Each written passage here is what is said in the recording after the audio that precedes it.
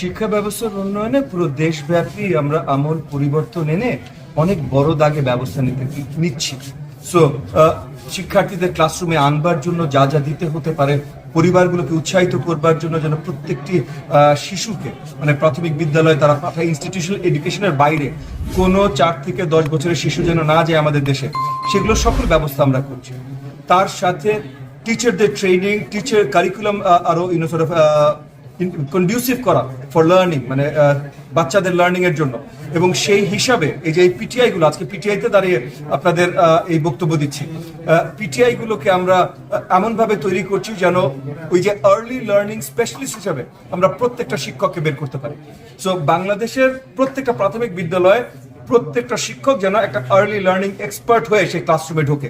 আগামী দিনগুলোতে আমরা বিগত দিনগুলোতে দেখেছি ভাই যে আমাদের প্রাথমিক বিদ্যালয়গুলোর মান নেমে এসেছে, আশেপাশে কিন্ডার গার্ডেন বা মাদ্রাসায় শিক্ষার্থীরা আরো বেশি পরিবার বেশি শিক্ষার্থীদের পাঠানো শুরু করেছে। এইটা আমরা পুরোপুরিভাবে বদলে দেব।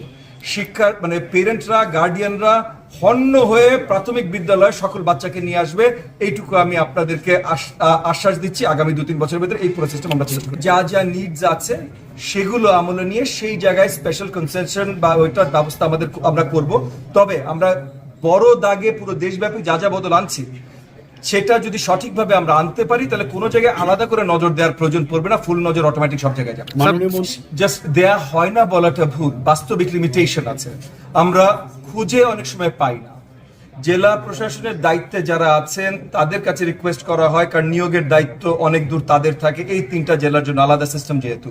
তো সেই জায়গা থেকে আমরা চেয়েছি, অনেক সময় যখন পাই না তখন আমাদের আর কোনো উপায় থাকে না।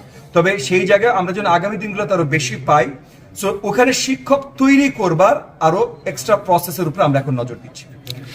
প্রক্সি হেডমাস্টার এটা পুরো দেশেই একটা প্রবলেম ছিল, এটা শুধু আমাদের এই 3 জেলায় না, যদিও আমি জানি এই 3 জেলায় হয়তো আরেকটু মাত্রা একটু বেশি এই প্রবলেমটা।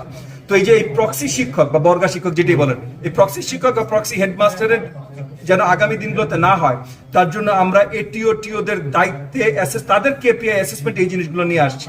আমরা নতুন টেকনোলজি যেগুলো আনতে চেষ্টা করছি, এগুলো সব প্রবলেম আমরা টেকনোলজি ছাড়াই সলভ করবো, বাট নতুন টেকনোলজি আইপিএমএস যেটা আমরা আনার কাজ করছি, ইতিমধ্যে তৈরি হয়েছে, এটা আরো আধুনিকতর করার কাজ চলছে।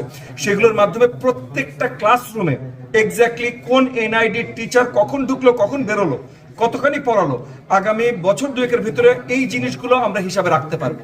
সো ওই যে বর্গা টিচার বা ওই যে প্রক্সি টিচার বা হেডমাস্টার, এটার আর কোনো জায়গায় থাকবে না বাংলাদেশে।